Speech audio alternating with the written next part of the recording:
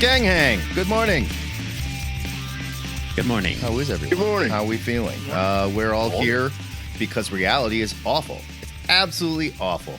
And the state of the world is a nightmare. So on Saturday mornings, myself, Matt Baum, one of the hosts of the Two-Headed Nerd podcast, gets together with the other host, Joe Patrick. He's right across from me. And we talk about things that aren't real. We escape into our comic books and our nerd shit because it's the only place we're safe, folks.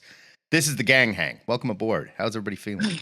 I thought the whole point was for it to be less real. What the hell? That's the idea. That's the idea.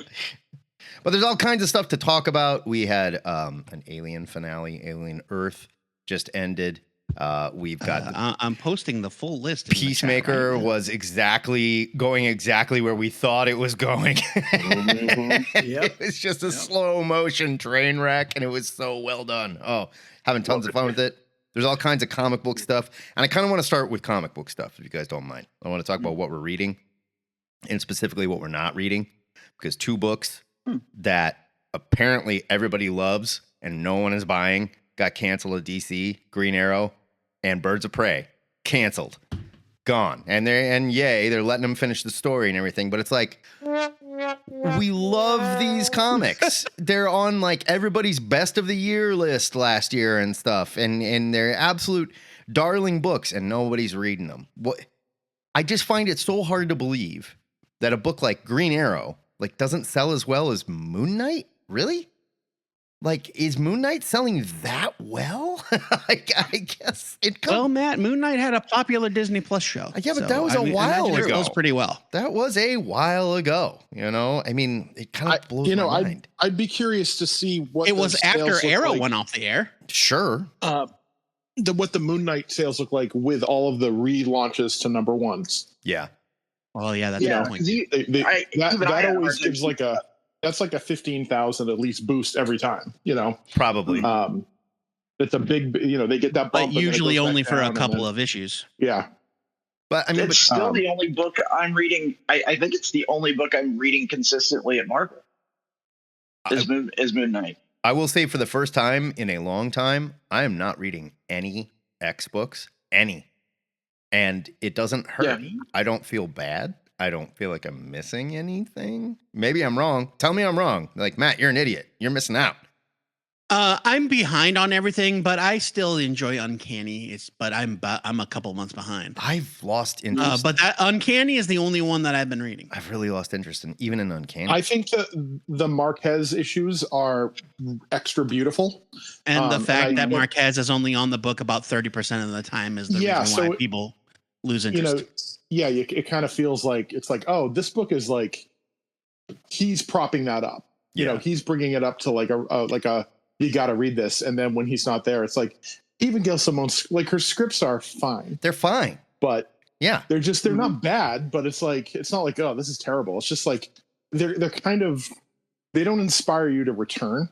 Mm-mm. You know, you don't feel like, oh, I got to see what's going to happen next. And like that the Green Arrow book right now is that kind of book. Like, yes, Condon's Green Arrow is excellent. It's excellent. Like, really good scripts, really good character building, really good family building too. Like, he's taking his time giving everybody a little bit of a spotlight and a thing to do, whereas the Uncanny X-Men are just kind of running around doing weird stuff.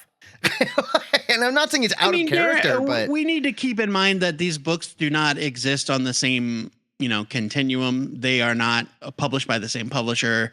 The thresholds for what each publisher considers a success for each book are obviously going to be very different. So let's just talk about the script. Let's talk about what's going on in the books then. Well, yes, I'm saying, but in terms of like I can't believe a book as good as Green Arrow or a book as good as Birds of Prey is canceled. Well, believe it. This isn't our first rodeo. We've seen books that are beloved get canceled before, and it's because people don't support them with their money. Yeah.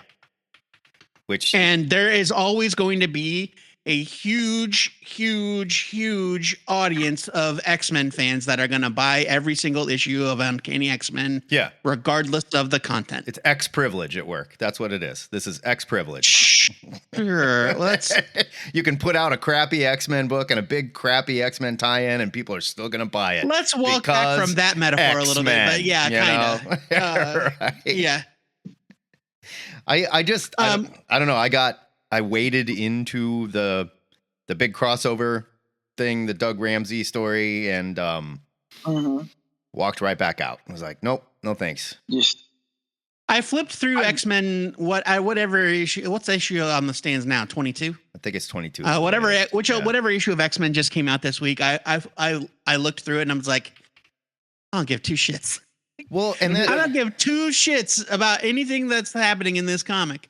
I'll probably check in when they do the Age of Apocalypse style like takeover. Oh yeah, I saw that. But just because some of those sounded curious, but I don't sound kind of fun.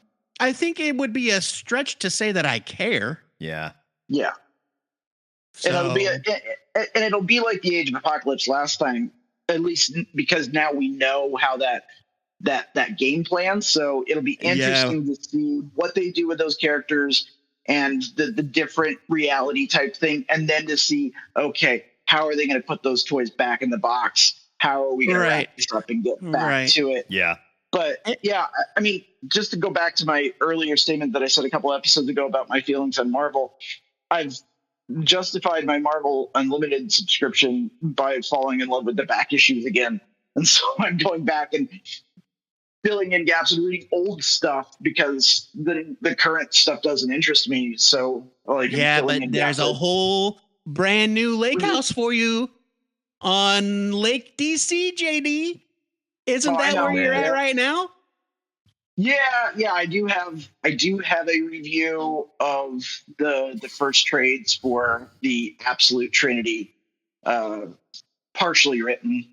So I'll finish that up and get that out soon. JD, how excited are you how excited are you for the Absolute characters to get in a Mortal Kombat style fight with the regular DC characters? I don't think pages of KO. I think they are. They're walking that back a lot. I don't know if they are. I thought that too. But then they started leaking all this like to make me not want to be a part of it. They started leaking all this gossip this week, and some of it like turned out some of it that what gossip? Can you please clarify? These characters may be the gods that they are talking about, not knowing they're fighting on the side of Darkseid, that are waiting to fight the regular DC characters. And they all of a sudden we got these absolute evil characters. We got some of these absolute evil covers that came out that like some of those rumors were right there on some of the covers. I don't know. I honestly don't know what we're going to do with KO. The variant covers for Absolute Evil just had Absolute characters on them. Sure. Now, but the main characters on Absolute Evil are the villains. It's Joker, Veronica Cale. Yeah.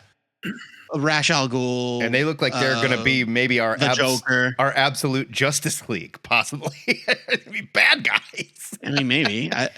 I'd be like, there's nothing about the characters in the Absolute, the heroes in the Absolute universe right now that leads me to believe that they would be interested in forming any sort of team. No, because they aren't superheroes.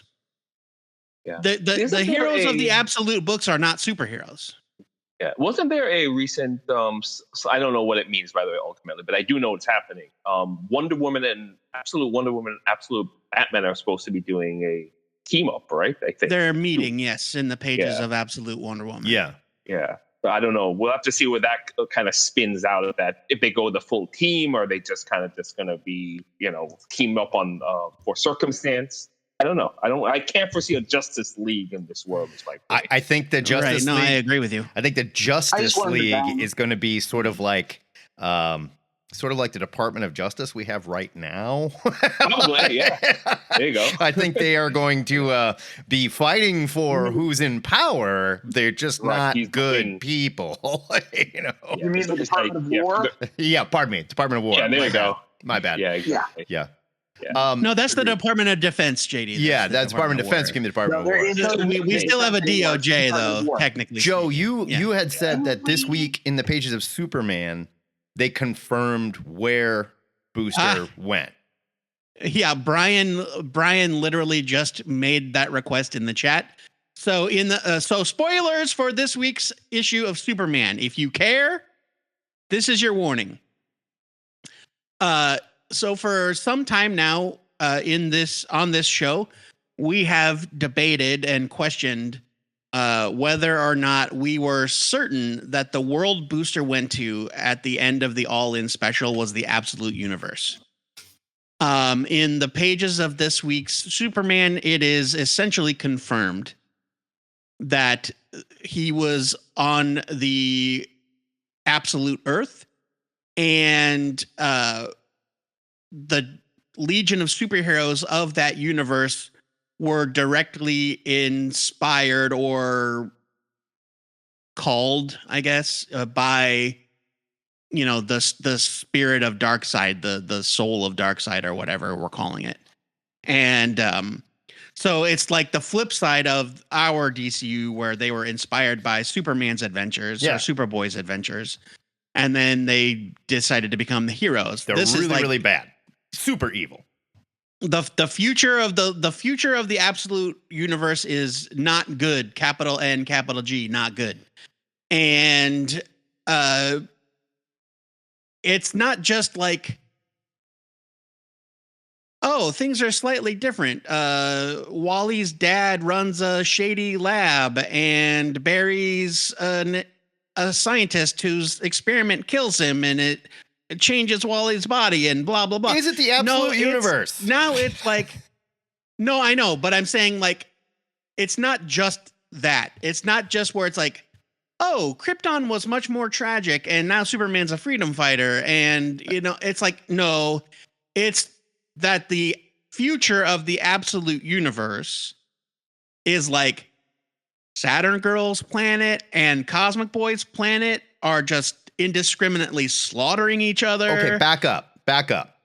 Is this the Absolute Universe? Yes or no? Yes, I said that already. Okay, is it the future in the Absolute Universe? And is that why it seems so different? Yes, and I will. Yes, Okay. And the reason why I am so sure of that now is because The Legion's here. Saturn Girl, evil Saturn Girl, is telling, is giving the origin of the Legion to Superboy Prime or Superman or whoever it is, and she talks about it, and she talks about when she, you know, was being held prisoner during the war against Cosmic Boy's planet, and she heard the cosmic call of Darkseid, which empowered her to escape, and then she saw a vision of something that she considered a god, and that god was the Absolute Superman. Okay, and I'm looking at, so I guess, a panel sort that of, says they kind of were inspired by Superman in a way, right, but in the wrong way. and there's a panel I'm looking at right now. It says the ruins of the 31st century. So it is 31st century Absolute Universe is what we're in. Yeah. Okay. Yeah. Okay. Other spoilers for that issue, since we're going for it. Superboy Prime did indeed redeem himself. Huh? Which was pretty wild. Hey, all right. But yeah. And but yeah, it's a great issue, but it does confirm Booster was on the Absolute Earth. He was being held prisoner by the Legion of Darkseid, and they were torturing him. They were like siphoning the chronal energy from his blood or body or something. Blood or body. Sorry, I said wiener. My bad. Yeah, maybe his wiener. They could have plugged it into his wiener. Who knows? I just assume it's where it came out of. I didn't know. I mean, look, there's blood. Look, there's blood in the wiener. Chronal energy, you know. I don't know how yours works, man. Yeah. But, and so, yeah, at the very end, we see, oh shit, Absolute Superman is the vision of what the Legion of Darkseid views as a god, and that's how they became this evil force for Darkseid. Superboy Prime sacrifices himself, or he frees the good Legion, the real Legion, who are being held captive, which for some reason I somehow missed that part of the whole story. And he busts through the walls of reality and sends Superman and Booster back to Earth 1 or Earth Prime or whatever we're calling it these days. But this is how we're going to get KO'd? This is where this is all going. Well, we know that Darkseid is King Omega. Right. And so now they know Darkseid's coming back. Now they know about this evil world. I don't know if Superman specifically knows that there are doppelgangers because he did not see that vision. Right. But like they know bad shit's coming, and they know that Darkseid's responsible, and that's the lead into obviously the lead into KO. Well, coronal energy is stored in the balls. Okay, I want to hear from I believe is the phrase. Brian, I want to hear your thoughts on this because you brought it up.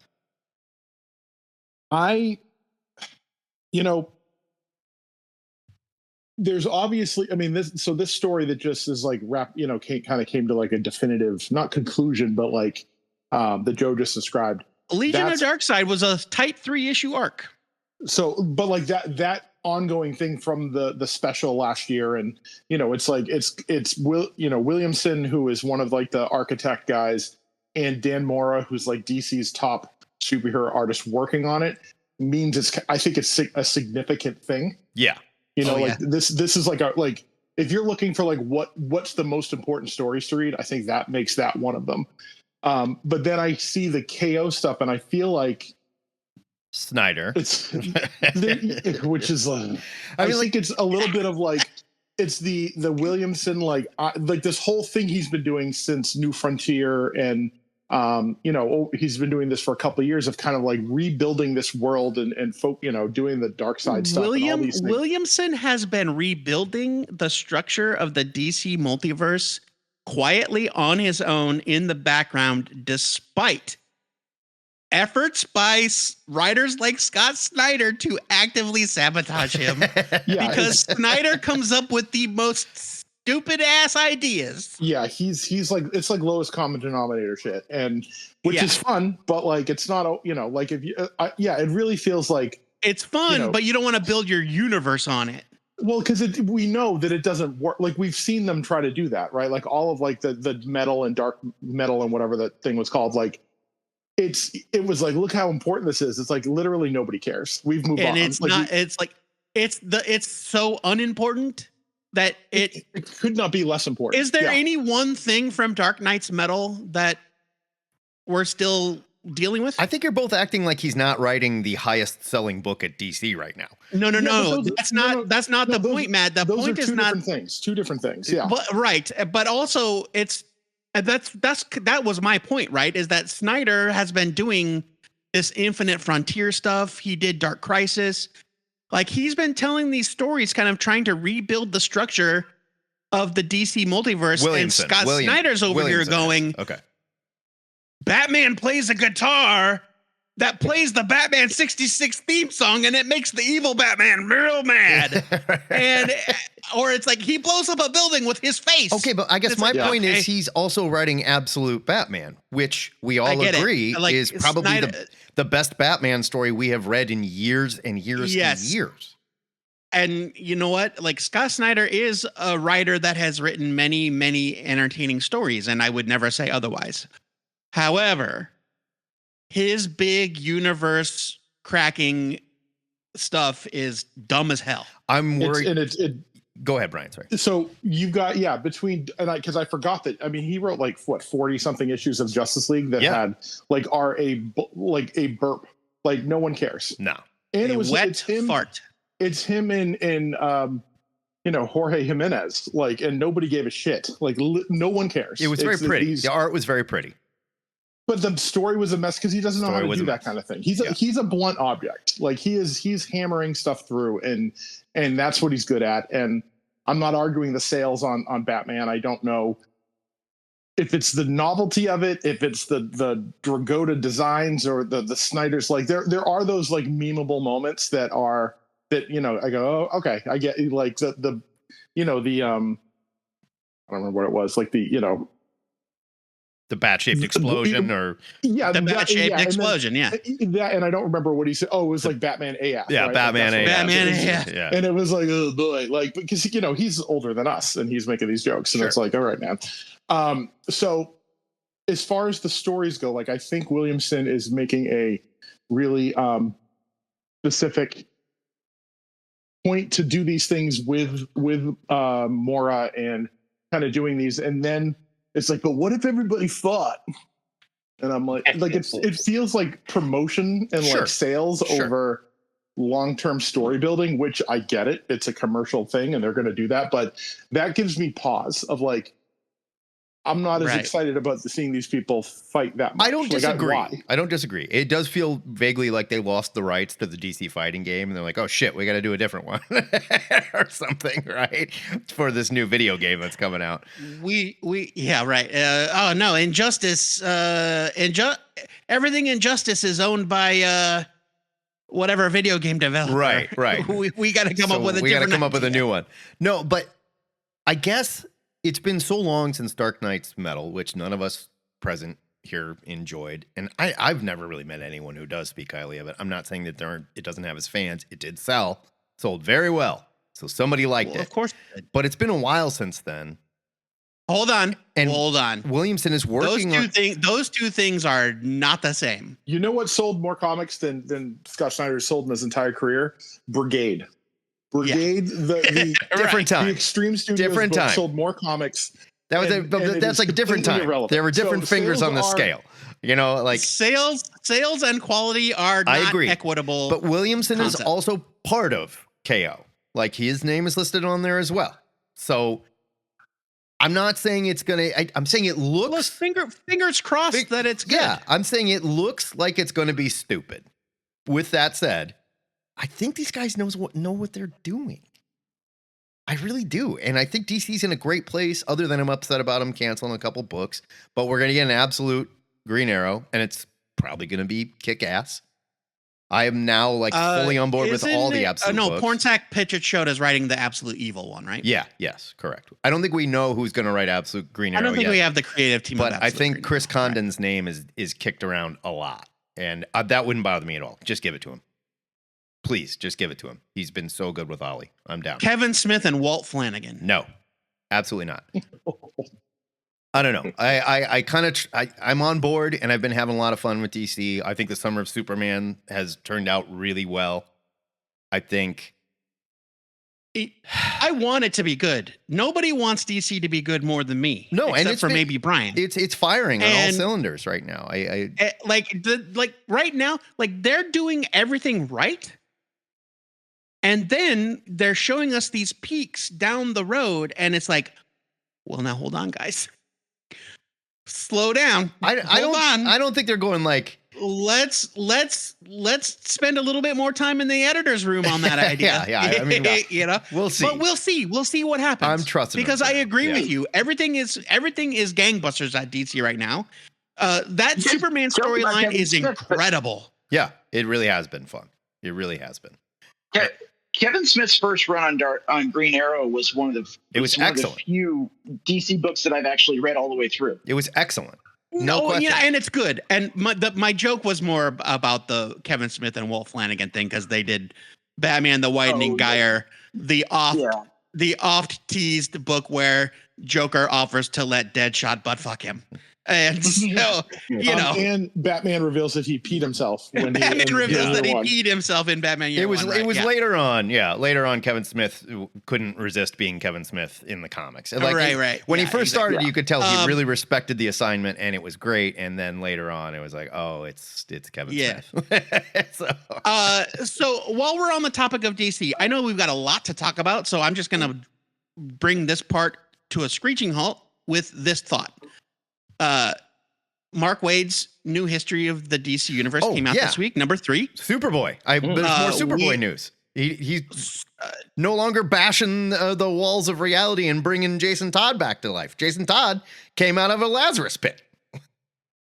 Well, okay, they changed it. They just changed it, which I'm fine with. I'm fine with because that. I think that the universe has been rebooted so many times since Infinite Crisis. Yeah.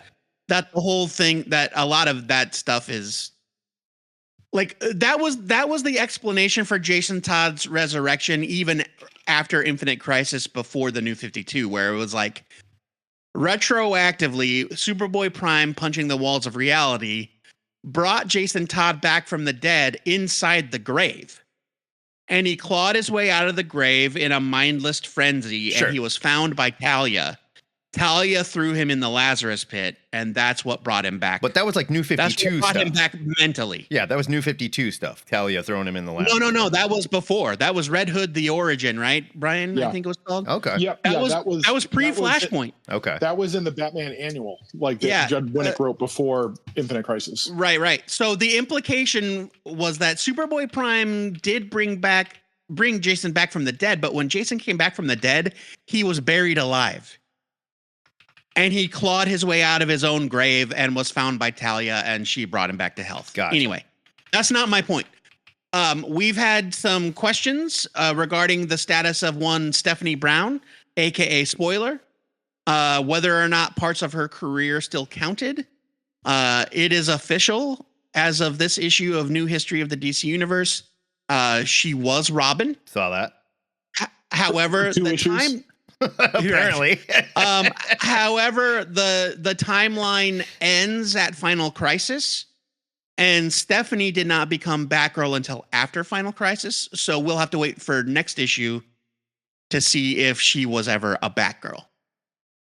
Yeah. Make sense? Yeah, I guess. So right now, Spoiler became Robin. That is canon. Whether or not she also had a stint as the blonde-haired Batgirl after Final Crisis, we will wait and see. Kind of doubt it. Kind of doubting it. I bet that's all we get. I think that it's a lock, personally. Yeah, but You think she will be Batgirl? no, I think that the timeline will reveal that it'll be a footnote in that timeline in the back where it'll be like, for a time, Spoiler adopted the role of Batgirl when Cassandra Cain abandoned the mantle. Blah blah blah. Yeah, it's going to be something very brief. But we're not going to get to see that until next issue if it happens. So, Fair enough. I don't know. I mean, all right, next topic. What else we got? I don't care about Stephanie enough anyway. I was just curious. I was like, so wait a minute. And didn't we reveal like it's been like 10 years? That's right. So Brian and I were talking. They have placed the birth of John Kent during the 1 year gap where Superman, Batman, and Wonder Woman took a break after the events of Infinite Crisis. So this was during the events of 52. Hey, I'll be right back. Someone's at my door. He's the one that wanted to hear this story. So John Kent was born during the 1 year gap between Infinite Crisis and the 1 year later books. And that means that in continuity, DC is saying 10 years have passed since Infinite Crisis. Because John was 10, right? When he got aged up? Something like that. I mean, it is an interesting addition to the story because it was originally during Convergence, which was that like fill-in, like around Rebirth and all that.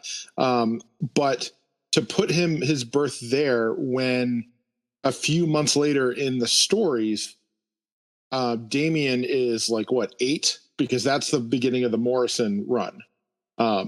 That brought Damian as like, right. You know, like the young, I don't know how old he is, 10 or something.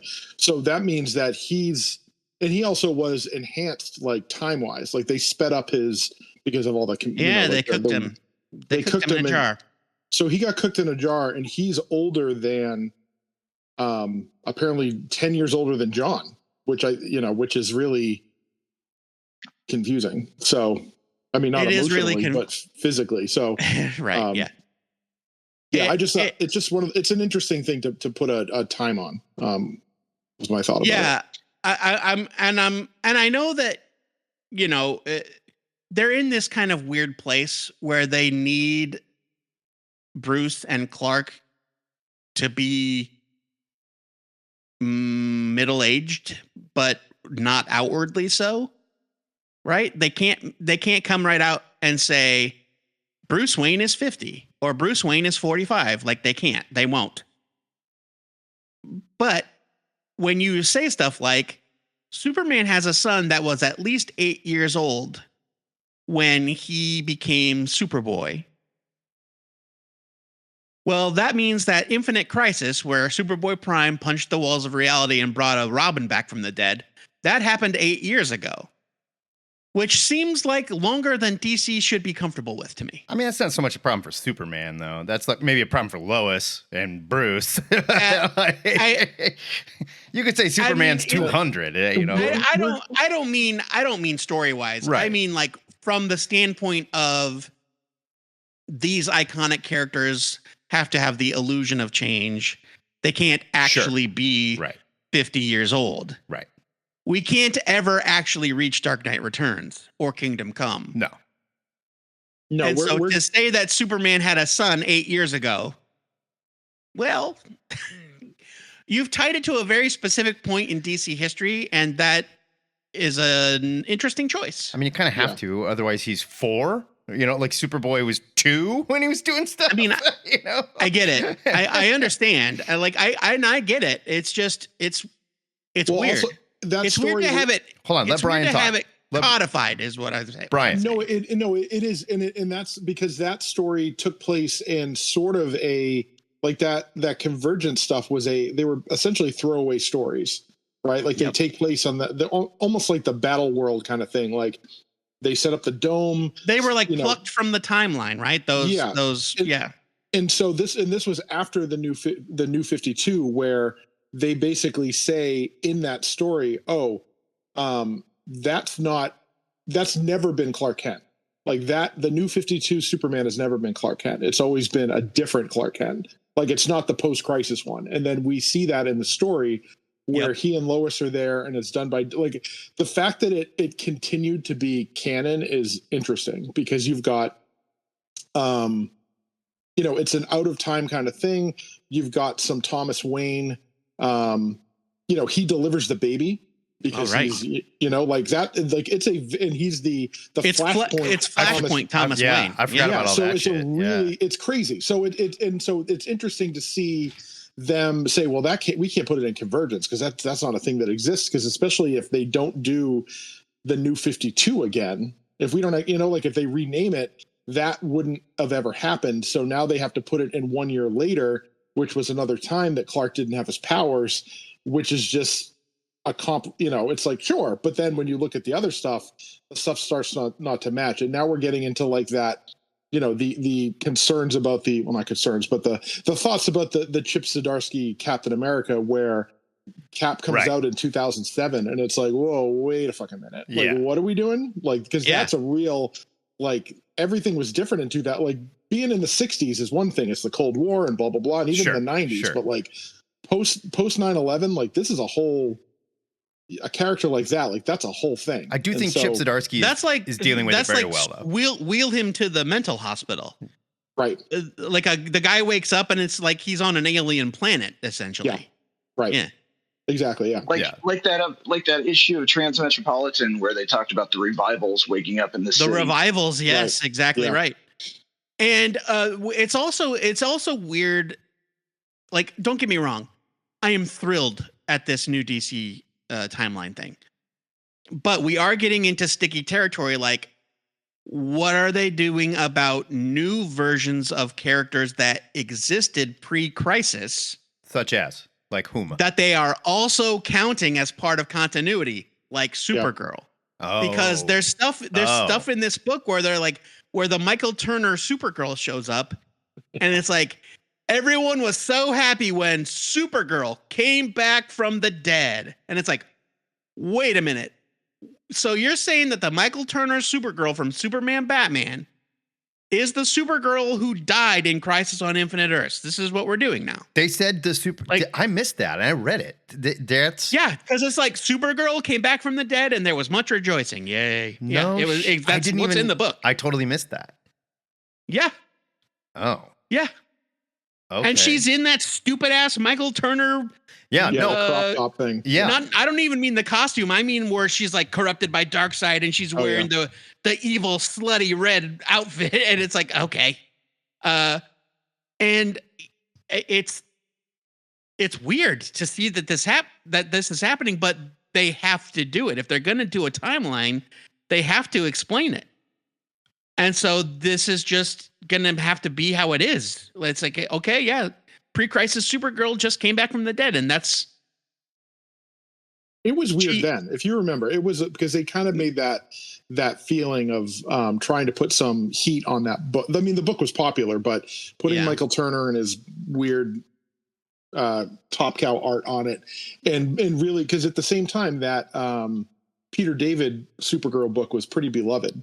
Which may have ended, and there was no mention at all of Linda Danvers in the timeline. She gone. Nope, she's gone.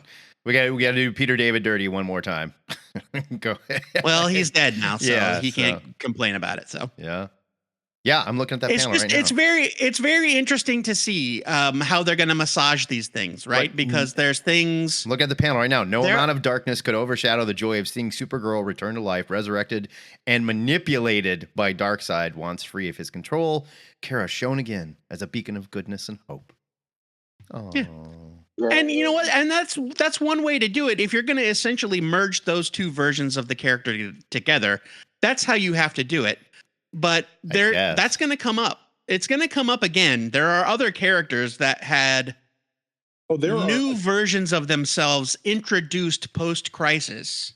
The New 52 of it all. That'll be like the Huntress and like all that. Like they have so many new versions of people that they still appear that way sometimes. Sometimes it's like the Flash costume thing. Like, did the artist get the notes of what Wally's costume looks like or not? Because sometimes they draw Barry. They don't know they're drawing. And she does appear. The Huntress does appear still now as that mixed race. Version from Grayson. Yeah. And I think that's just who she is now. But I don't remember. Did they say anything about Huntress in this? Not in this issue. I'm looking at it right now. The Jason Todd I think thing, it's in the one before. The Jason Todd thing just says straight up. Okay. One last rebirth occurred during this time, but with less cause for celebration. The Savage Red Hood, a vigilante without mercy or any code against killing, stood revealed as Jason Todd, revived and trained in secret. Huntress was introduced. The Huntress we have, the Helena Bertinelli Huntress, was introduced in the 90s. So she would have been in the whatever issue. She was in the previous issue, the second issue. Which was the previous issue, yeah. So I just forgot if she was in there or not. No, she is not here. Speaking of Supergirl real quick, I just wanted to point out my favorite online meme recently has been the one about the Superman movie that basically the entire movie is just Clark trying to get the dog back before Kara finds out. Yeah, more or less. I like that. And somebody, Joe, I think you posted it, but somebody that was watching Superman at home in the scene where they're talking we're changing topics fast and furious. Let's change topics. Keep up. When they're showing them talking, I'll set this up because you're going to set it up for 45 minutes. When they're talking to someone on TV, the banner on the bottom, like the little news banner says, Lex Luthor faked the Superman video of his parents. He's been exposed. Fake message. And they don't ever say that in the movie. And the end of the film, sort of like, he even writes his parents off. He's like, nah, my human parents are my parents now, and I feel good about it. Yay. The end. Well, sure. And so Superman was released digitally for home viewing. Everybody knows this. Somebody caught the Maxwell Lord interview where he's like, we all knew Lex Luthor sucked, ha ha ha. But in the ticker on the bottom, it says, Daily Planet. So did they miss something Daily Planet? I mean, you cut it. It's the chiron, right? So it's cut off at the beginning and at the end. It says Lex Luthor faked. It essentially says the message from the parents. Daily Planet shows Luthor faked the message from Superman's alien parents. Yeah, and that's what it says. But you're right. They never addressed it in the movie. James Gunn is out there saying, you guys, it has always been this way. What does that mean? From the earliest drafts of the script, this was always the plan. And so, wait, what was the plan? That his parents sent him to rule benevolently, right? That was always the plan. The message that the Bradley Cooper message we get, like James Gunn is like, this was always the way it was going to be. I didn't change anything. This was in the earliest drafts. But the fact that it's in that little ticker on the bottom of that news conference thing. That's bullshit. He's lying. It clearly points to somewhere along the line somebody made a change. The story changed. Yeah, but could it be something like a red herring? Not red herring, but as far as anyone knows, that is the case. That kind of, I wouldn't say to rehabilitate Superman's image a little bit. Mm-hmm. Now, so if we spitball a little bit and if we compare Michael Ian Black's character to a Fox News, right? And this is a Fox News-esque channel that they're watching. WGBS, right? Owned by Morgan Edge. Don't trust it. And so this guy who should have been Glorious Godfrey but isn't, is on this network. If you want to tell me that this network is making shit up. That doesn't make any sense. No. I mean, why would they? Because they spent they had Peacemaker on 5 minutes ago saying I never trusted Superman. That guy's got a poop fetish or whatever. They full on missed an edit. That's what happened. This slipped by. Nobody noticed it because they were making a major motion picture. And then some nerd sitting at home went, wait a minute, what did that say? And circled it. Right. And now I bet James Gunn is at home. He sees that shit and he's at home. And he's like, mother. Oh, I guarantee it. I bet they all laughed about it. They probably had a good laugh, but whatever. Well, yeah, but that now that's going to be the question he has to answer every time. Sure. But they stuck with it. They stuck with it through the end. Yes, Superman's parents. Yeah. They sent him to Earth to take over and rule. The end. So I mean, a whole bunch of babies. Yeah. And the harem thing is a step farther than usual, but prior to a Silver Age kind of hapification of it, as all things were in the Silver Age, Superman's parents were always he's going to be a god there. Well, that's just how it was. That's why they wanted to send to a world with a yellow sun, right? It was going to be beyond anybody that was there. Yeah. And so they didn't send him to a world with a yellow sun because they thought, oh man, he's going to be really good at sports. They're like, no, he's going to be a god. And they sent him to Earth because Jack Knight and Ted told him. That's why. Well, of course, obviously you and I know the truth, but that's the truth. But yeah, it's just so funny that this stupid message that was probably a joke put in by some visual effects artist didn't get caught in editing, and now James Gunn is going to have to answer that question every day for the rest of his life. Yeah. Got to watch that stuff. There you go. In other movie news, we got a Tombstone cast for Spider-Man Brand New Day. I'm excited. This is the guy, Marvin Jones III. He was the guy that voiced Tombstone. I didn't know that when I saw the news story originally. I remember great. Him from Black Lightning from the CW. He played Tobias Whale on Black Lightning. He's a great actor. Right. I'm excited for all this Brand New Day talk and the Spider-Man movie and stuff, but it's also gonna crash right into this Avengers stuff, and then we're going to reset the Marvel universe, but not Spider-Man. It's sort of New 52, like what they did with Batman and Green Lantern, where they're like, no, your shit counts. We're resetting the rest of the universe, though. we don't know that. There's 3 more movies that Tom Holland is scheduled to make. He signed on for 3 more Spider-Man movies. They're not going to put them all out before we have Doom. 3 more Marvel movies. No, he signed on for 3 more Spider-Man movies. They even talked about it in this article. I think that JD might be right. I think that he's got they signed right. If you think and Secret Wars. And Secret War. Yeah. When you think back to the birth of the MCU and we started seeing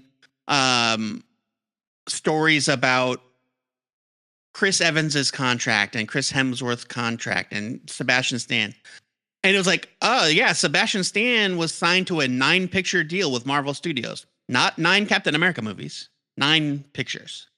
Now, Matt, where I think that you are I think Matt is conflating on the two Tonight Show news stories. On the Tonight Show, he said to Jimmy Fallon, "I'm making 3 more Spider-Man movies." And they were like, Tom Holland "Hooray!" can't be trusted. Everybody clapped. Yeah. Tom Holland cannot be trusted. Yeah, I mean, The word that come out of his Nobody mouth, should he listen to barely Tom knows. Holland. Yeah, he barely knows what he's saying. Right, and at this point, Kevin Feige From his doesn't point of tell view- Tom shit. probably. Yeah, and from his point of view, any movie with Spider-Man in it is It's a Spider-Man movie. Yeah. Yeah. So now to Matt's point, Spider-Man or Captain America Civil War is a Spider-Man movie. Well, sure. yeah. But to Matt's point, there was talk of there being a second trilogy of Tom Holland Spider-Man movies, but that was long ago. That was before any of this doomsday nonsense. I don't think Tom Holland gets recast though, even if we are resetting the Marvel universe. Well, and that, you know what, that's fine. We all have said, we've been saying for months that it's probably going to be a soft reboot. Like, it might not be a complete ground floor reboot. I mean, Brand New Day is already a soft reboot because of the Doctor Strange spell thing. That's fair too. But I think they're about to like really cross the Rubicon, like obviously. Yeah. I don't know. So.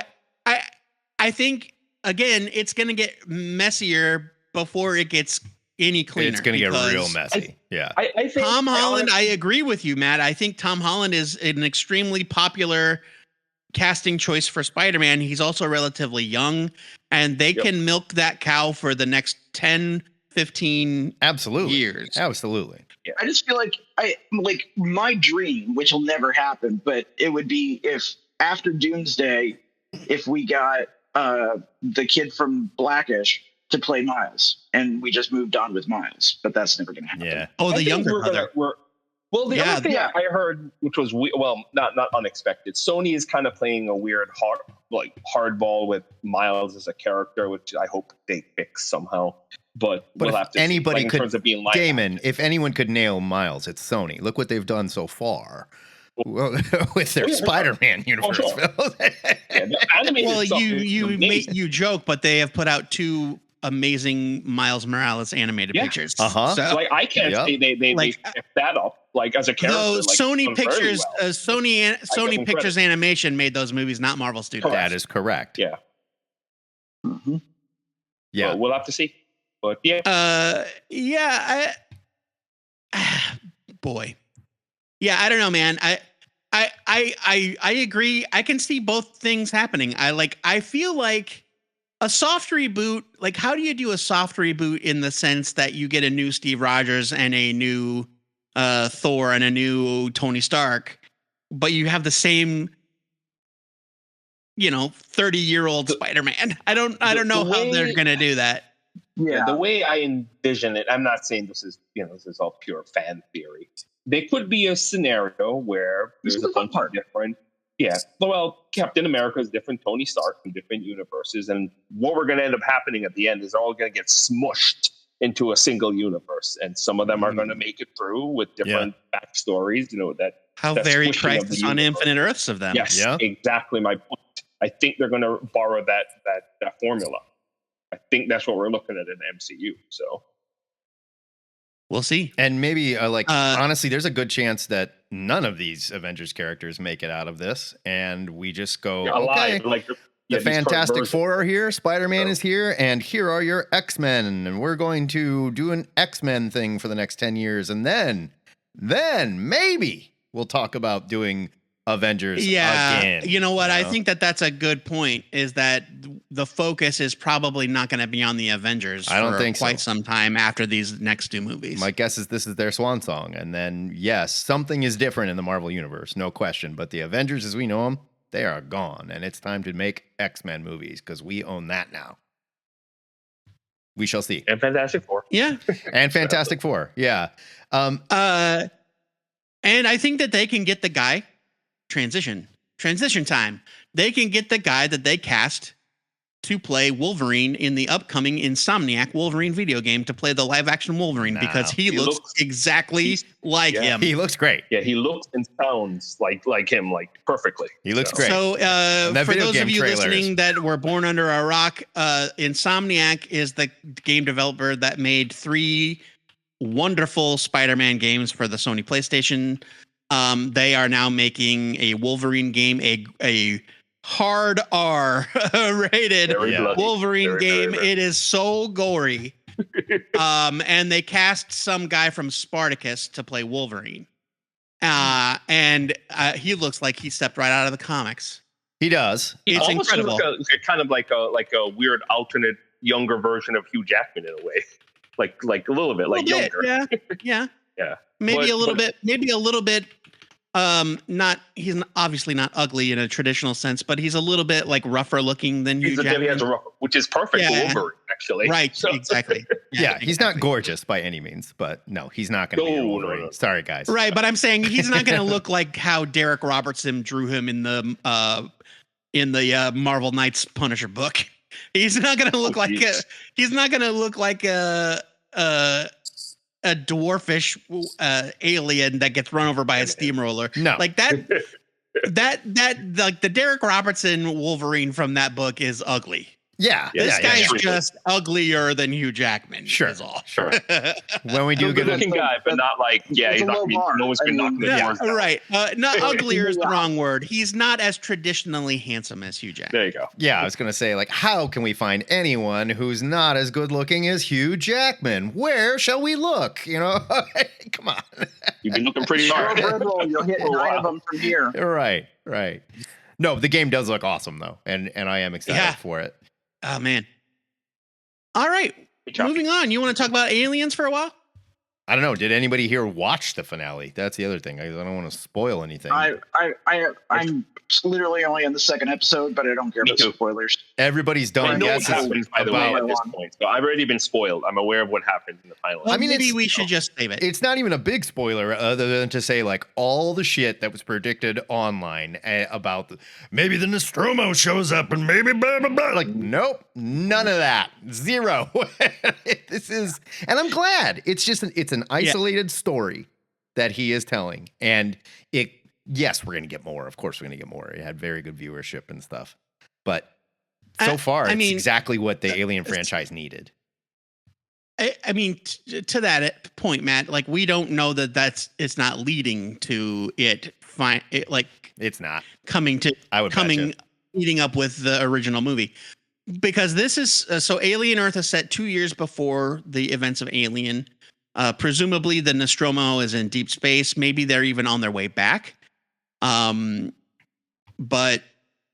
yeah. And so there were a lot of predictions online, chiefly among them ones made by me, Matt, and our friend Ryan. No, I'm not even talking about us. I think this is going to happen. And I think this is going to happen. Everybody all over Reddit was saying that, like, none of very that similar shit happened. Yeah. Everybody's had an idea. Like, I thought Matt was like, this is going to be it. It's going to be one season and over. We all thought Boy Cavalier, I don't want, no direct spoilers, but, go ahead. I thought, this season was going to be a definitive end for this particular story, with it just being the kickoff to the alien species being introduced to Earth's ecosystem, and then Alien Earth becomes an anthology series like Fargo. But that wouldn't make any sense. Why are we still going into space to do Aliens too? No. It's called Alien Earth. I understand that, but why would you be going? Takes place in that regular universe. We know it's 2 years before the Alien film. If there's aliens all over the planet, why are we going to Fury whatever to, it wouldn't be a secret anymore either. Like, everybody would know about this shit. It's got to be. Hold on. Are you saying that it does not take place? No, in the same that's not what I'm saying at all. I'm saying because it does, it would not make sense if this is how we introduced aliens into the Earth's ecosystem and they're all over the place. Why is Weyland-Yutani still going into space to get them? Why does no one know about them? I think that's why this story is going to be kept very tight, because maybe and you might be right. You can't. The xenomorphs are only one of 5 aliens that they brought back. I mean, I get that. Like, Alien Earth could have been about, the eyeball the eyeball. The weird plant guy. Yeah. And, or the fucking disgusting bloatfly things. Ugh. Ooh. Oh, gross. Yeah, they are gross. But yeah, no, I think you have to keep this very insular. Otherwise, I mean, like, not to say that, like, well, yeah, Prometheus ran away with the continuity anyway, so. Yeah, but if anybody can thread the needle, I think it's Noah Hawley. Yeah, but it was great. I think it was fantastic, and I'm really happy with it. The one thing that I think that a lot of us were in agreement on was that this story that we're seeing right now was going to end. And I will go ahead and spoil that for you. It doesn't. No, because it's to be continued in season 2. Yeah. Like it ends definitively on a cliffhanger. My guess is, and now we're just waiting to see if FX renews Alien Earth. My guess is they filmed 2 scenes, and one was just in case nobody watches this and we're done with season 1, and just in case it's a huge hit.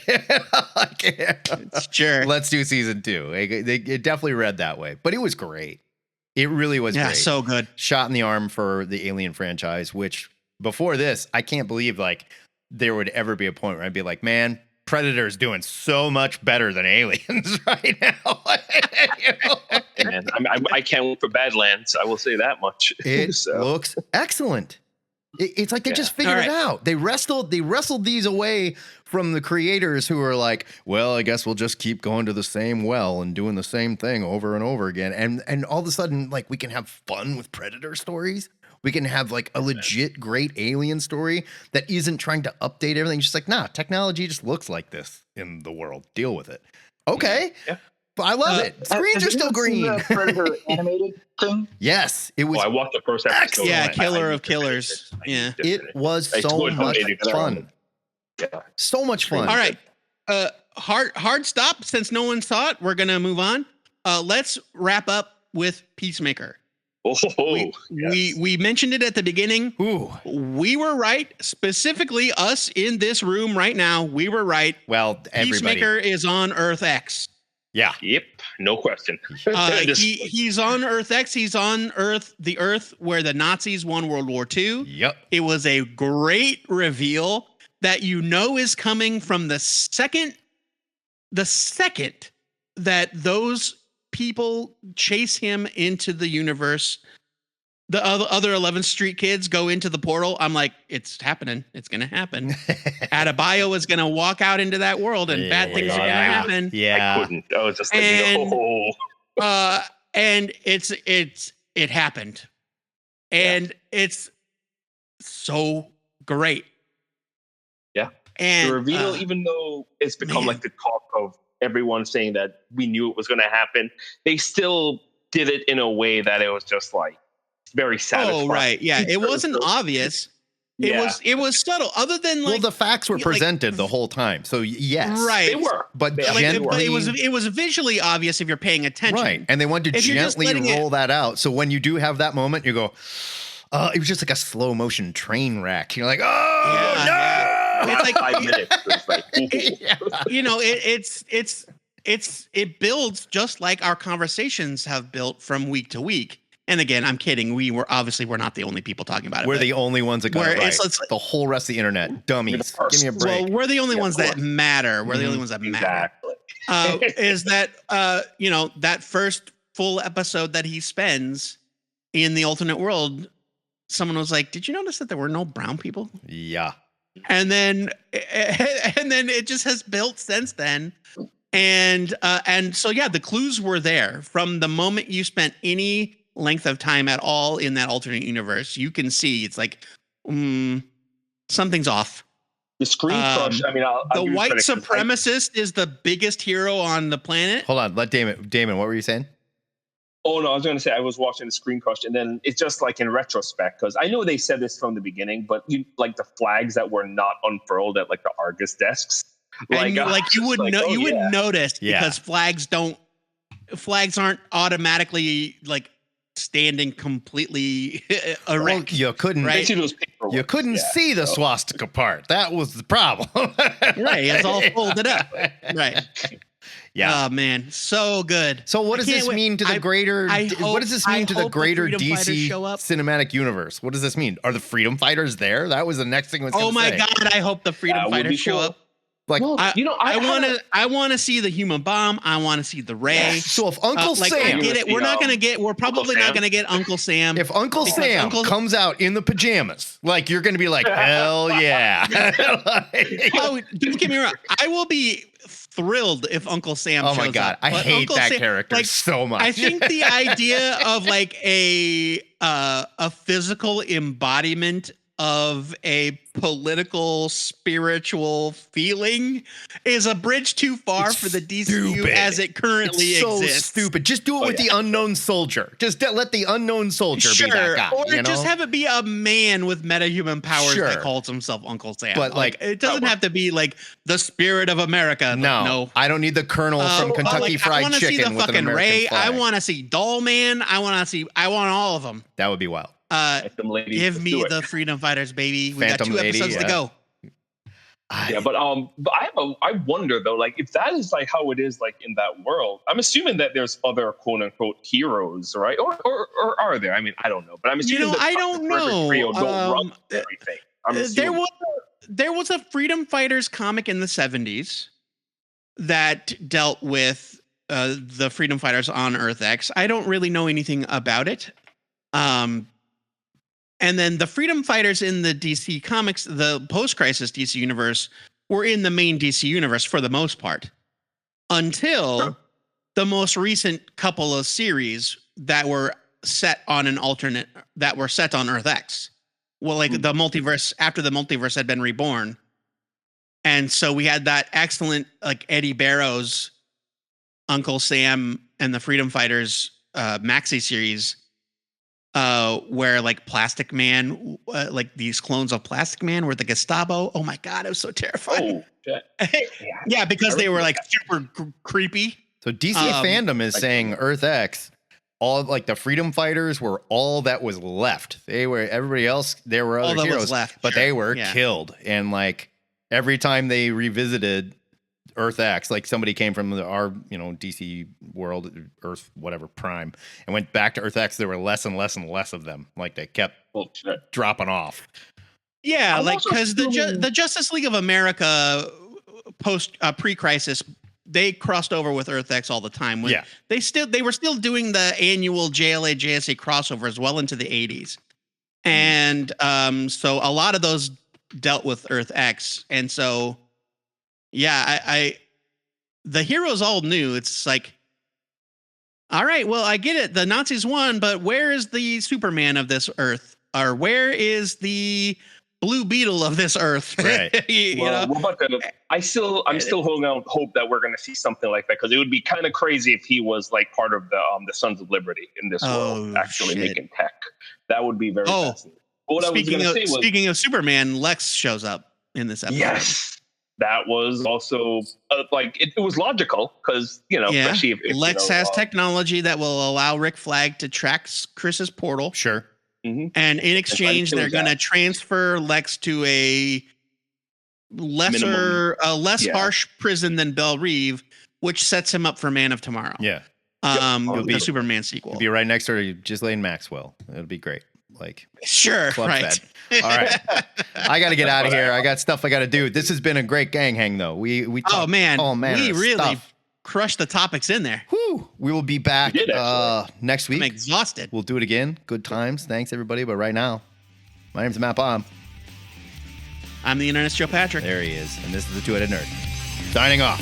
Hi guys. Later. Have a good week.